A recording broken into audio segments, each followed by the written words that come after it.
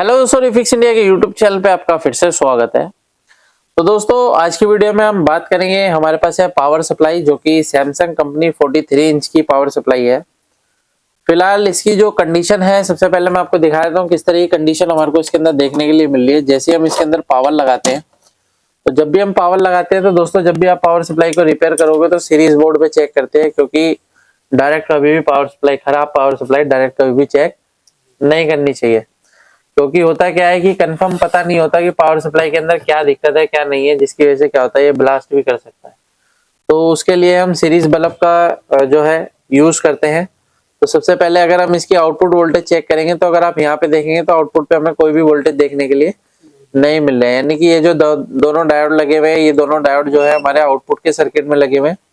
और अगर आप इसका यहाँ पे अगर देखेंगे तो यहाँ पे हमारे को 13 वोल्ट की सप्लाई देखने के लिए मिलनी चाहिए, जो कि हमारे को 13 वोल्ट की सप्लाई जो है यहाँ पे नहीं मिल रही है। तो फिलहाल काफी सारे टेक्नीशियन को प्रॉब्लम आती है पीएफसी वाली पावर सप्लाई को रिपेयर करने में। तो आप लोग तो इसको चेक कर लेते हो भाई। तो इसके अंदर पूरी जानकारी आपको कौन कौन से सर्किट इसके अंदर यूज किए गए हैं, कौन कौन किस किस तरीके से काम करती है। चलिए बहुत बढ़िया। तो चलिए आगे बढ़ते हैं। तो देखिए अगर इस तरह की कंडीशन आती है तो सबसे पहले पावर सप्लाई के अंदर हम क्या चेक करेंगे। सबसे पहले हम इसके अंदर ये देखते हैं कि हमारे मेन फिल्टर पे वोल्टेज जो है वो बन रहा है या नहीं बन रहा है। अगर हम यहाँ पे देखते हैं तो अगर आप यहाँ पे वोल्टेज चेक करेंगे तो मेन फिल्टर पे मैं आपको वोल्टेज चेक करा देता हूँ। अगर देखिए यहाँ पे वोल्टेज आ रहा है, इसका मतलब क्या है भाई, EMI सर्किट और ब्रिज रेक्टिफायर ओके है, ठीक है। अगर ये दोनों वोल्टेज हमारी यहाँ पे आ गए, यानी कि यार 330 338 के आसपास हमारे को जो वोल्टेज मिलती है ये हाई वोल्टेज होती है, डीसी वोल्ट, जो कि ब्रिज रेक्टिफायर से बनती है। और यहाँ पे अगर आप देखेंगे तो ब्रिज रेक्टिफायर और मेन फिल्टर के बीच में एक सर्किट होता है। सर्किट का क्या नाम है, पीएफसी सर्किट है। ये पीएफसी सर्किट इसके बीच में बना हुआ है। तो अभी हमारे पास जो है ये डेड कंडीशन में पावर सप्लाई। तो इसको अगर हम चेक करना स्टार्ट करते हैं तो देखिए यहाँ पे हमारे को आउटपुट पे कुछ भी वोल्टेज नहीं मिल रही है, लेकिन मेन फिल्टर पे हमारे को प्रॉपर वोल्टेज मिल रहा है। यानी कि दो चीजें बिल्कुल कंफर्म है कि हमारी EMI सर्किट और ब्रिज रेक्टिफायर 100% ओके है, क्योंकि इसकी वजह से भी इस तरह की कंडीशन मिल सकती है। अगर आपका ब्रिज रेक्टिफायर खराब हुआ तो भी आपका आउटपुट नहीं बनेगा, और अगर आपका EMI सर्किट में कोई भी दिक्कत आई तो भी आपका आउटपुट नहीं बनेगा। तो चलिए आगे बढ़ते हैं। तो इसको चेक करना स्टार्ट करेंगे। तो अभी हम इसको बैक साइड से इसको चेक करेंगे। तो यहाँ पे अगर आप देखेंगे तो ये इसका कोल्ड सर्किट है यहाँ पे आउटपुट में, और ये इसका पूरा हॉट सर्किट है। यहाँ पे देखिए लिखा हुआ है हॉट और ये लिखा हुआ है कोल्ड। तो हॉट और कोल्ड इसके अंदर दोनों चीजें लिखी हुई हैं, तो इसको बहुत ध्यान से चेक करना होता है। अभी देखिए क्या होता है, ज्यादातर जितनी भी पावर सप्लाई आ रही है तो उसके अंदर इस तरीके का ग्लू जो है वो लग के आता है। तो सबसे पहले हम इसके अंदर क्या चीज चेक करेंगे, हमारी ये वोल्टेज ओके है।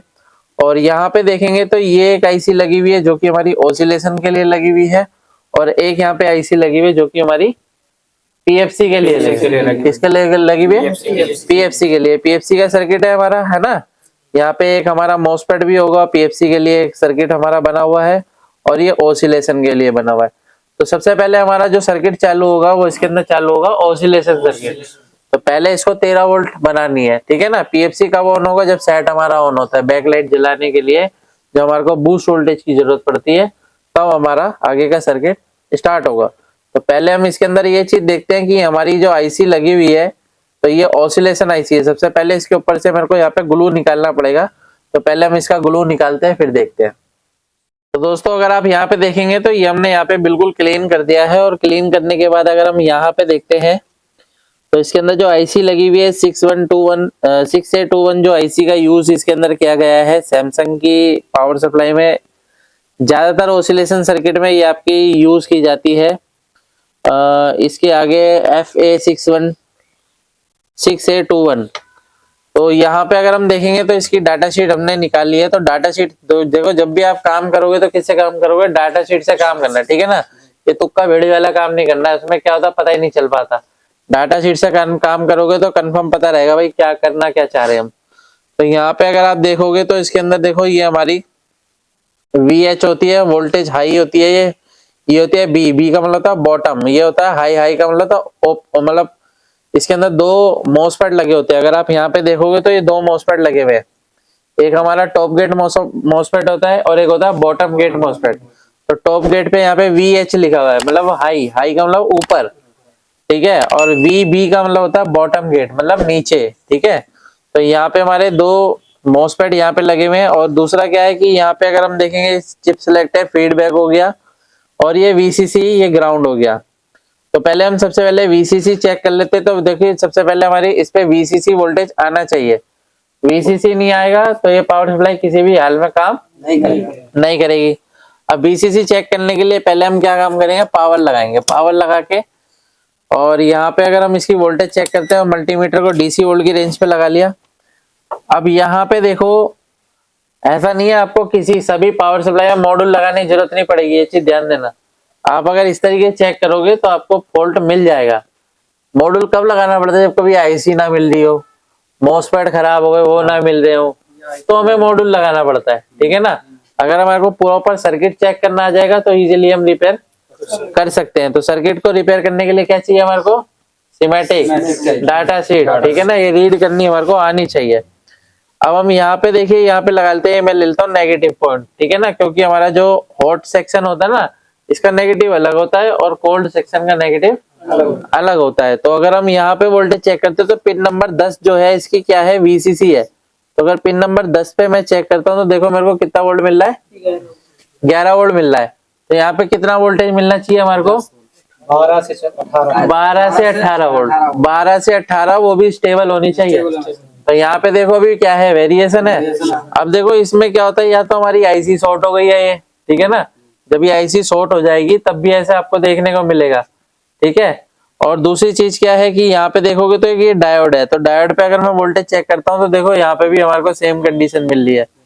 ठीक है ना, अब ये जो डायोड है, इस डायोड पे देखो यहाँ पे हमारा एक रेजिस्टेंस लगा हुआ है, और इस रेजिस्टेंस के मैं इधर की साइड चेक करूंगा तो भी हमें वही वोल्टेज मिल रहा है, 10 वोल्ट के आसपास।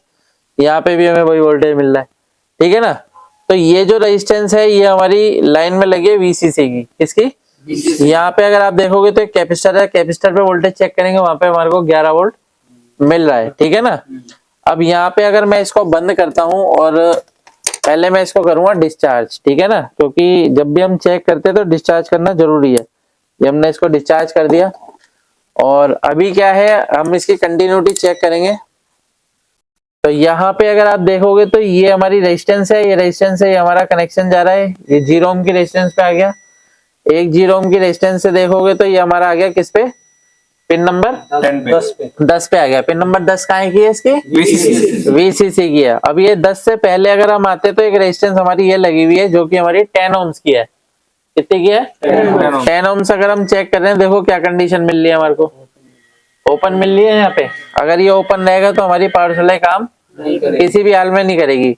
अभी क्या है कि अगर हम इसको पहले एक बार रिप्लेस करके देखेंगे और देखते हैं क्या कंडीशन मिलती है, तो इसके अंदर हम 10 ओम्स भी लगा सकते हैं। यहाँ पे देखो ये लिखा हुआ है हमारा, देखो क्या लिखा हुआ है, 680 लिखा हुआ है। क्या लिखा हुआ है, 680। इसका भी यूज हम कर सकते हैं इसी जगह। ठीक है ना, हाँ, तो यहाँ पे हम इसका भी यूज कर सकते हैं। तो इसको हम निकाल के यहाँ पे लगाएंगे, 22 ओम लगा सकते हो। देखो यहाँ पे 22 ओम की भी रेजिस्टेंस है। ठीक है, ये 22 ओम की रेजिस्टेंस, 22 ओम भी लगा सकते हैं। तो पहले हम इसको निकाल लेते हैं, उसके बाद हम लगाएंगे। तो अभी इसको पहले हम यहाँ से निकालेंगे प्रॉपर तरीके से। मेन क्या होता है, इसके ऊपर से ग्लू व्लू जो होता है ना, ये थोड़ा सा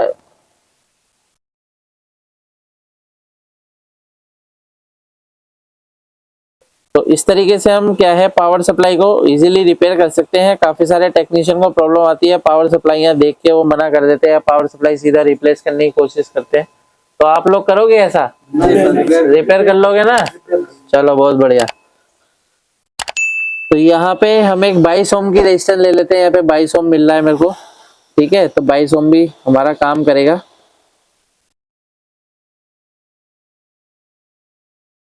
यहाँ से निकाल के हम यहाँ पे इसको फिक्स करते हैं।